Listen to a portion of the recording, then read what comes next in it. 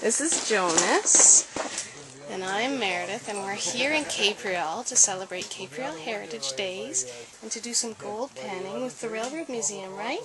Right? Yeah. So right now we're in the prospector tent checking out the setup that was used by the gold panners. See the cozy beds with the boughs? And out here we've got fire set up, cooking lead in that. Yeah. and the folks telling the gold panning stories. Can you tell us a little bit about the setup?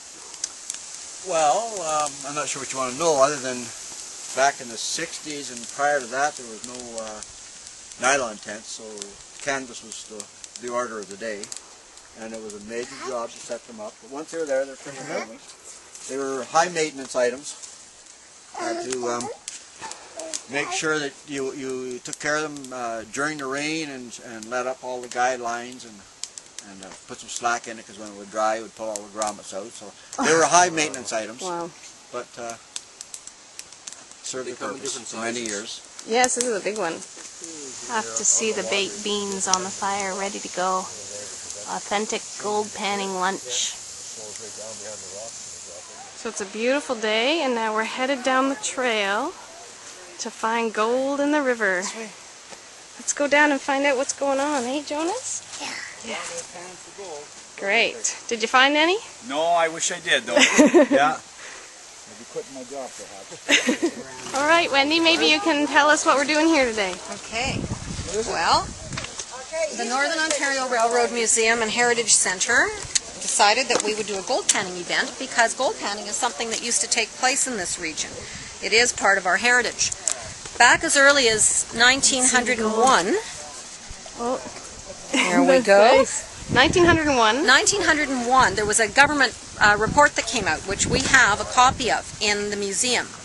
And one of the areas that they cited as having gold in the river was the Vermilion River in this area. So by 1910, there were people out here sniffing around, digging holes, prospecting, and the river was actually picked up by a company called the Vermilion River Dredging Company, starting 1910. However, by the time the gold was up to a price where it would make it sensible to do the dredging, the townspeople didn't want any part of it because it would have ruined their waterfront. It eventually just died and closed its doors in 1955, but amateur panners have been out here ever since, throughout the last few decades, as late as the 1960s. Okay, what's your name? Grant.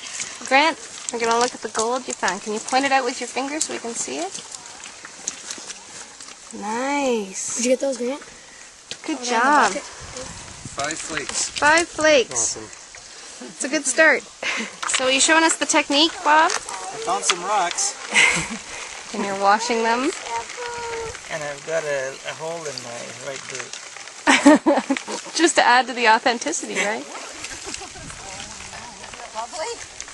Okay, so we didn't find a lot of gold, but we had a very nice time, and I think the next stop is lunch. Lunch at the Yamanar Grill, so we'll see you there.